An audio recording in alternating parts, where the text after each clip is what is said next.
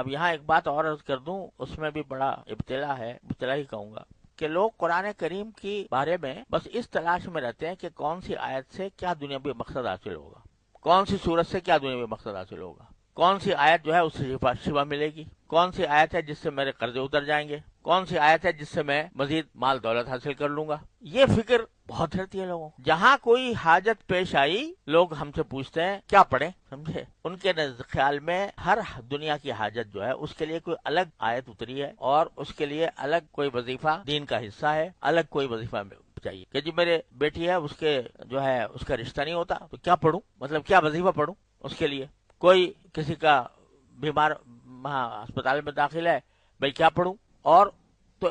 قرآن کو یہ سمجھا ہوا ہے کہ وہ سارا قرآن جو ہے وہ در حقیقت ہماری دنیاوی حاجتوں کو پورا کرنے کے لیے نازل ہوا ہے، کہ فلاں صورت پڑھیں گے تو اس سے یہ فائدہ ہوگا، دنیاوی فائدہ، فلاں پڑھیں گے تو یہ فائدہ ہوگا، فلاں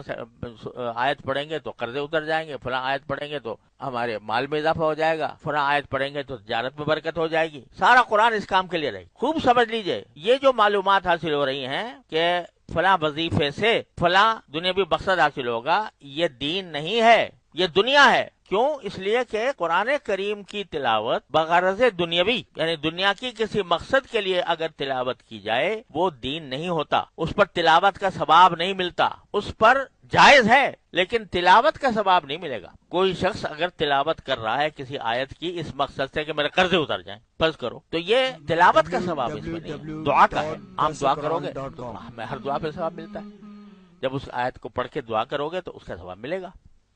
لیکن یہ تلاوت کا ثواب نہیں۔ اسی لیے جو تعویذ گنڈے ہوتے ہیں جن میں کہ قرآن کریم کی آیتیں وغیرہ لکھی ہوتی ہیں، وہ تعویذ کسی کو دے دیا تو اس پر اجرت لینا جائز ہے، سمجھے نا؟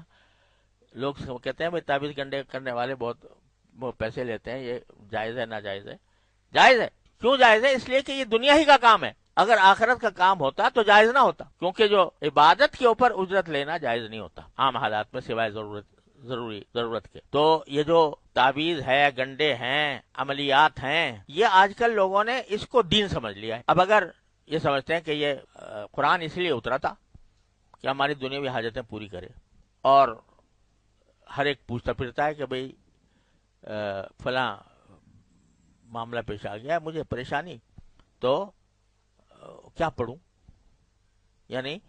کون سی آیت پڑھوں کہ اس سے یہ پریشانی دور ہو جائے، تو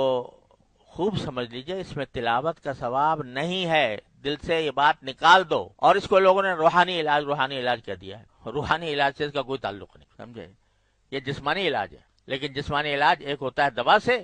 اور ایک ہوتا ہے تعویذ گنڈوں سے۔ تو تعویذ گنڈے جو ہیں وہ ناجائز تو نہیں ہے، جیسے دوا ناجائز نہیں ایسے وہ بھی ناجائز، لیکن جس طرح دوا بذات خود ثواب نہیں، اسی طرح یہ تعویذ گنڈے بھی بذات خود ثواب نہیں، یہ بذات خود ثواب نہیں ہے۔ ہاں ان کے بعد اگر تم دعا کرو گے اللہ تعالی سے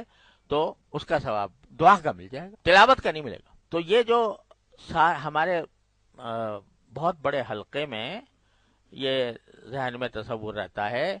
کہ بھئی یہ جو ہم تعویذ گنڈوں ہی کے چکر میں لگے رہتے ہیں، عملیات اور وظائف، فلاں وظیفے سے یہ فائدہ حاصل ہو جائے گا، فلاں وظیفے سے یہ فائدہ حاصل ہو جائے گا، تو یہ کوئی علم دین کا علم نہیں ہے، یہ بلکہ یہ دنیا کا علم ہے۔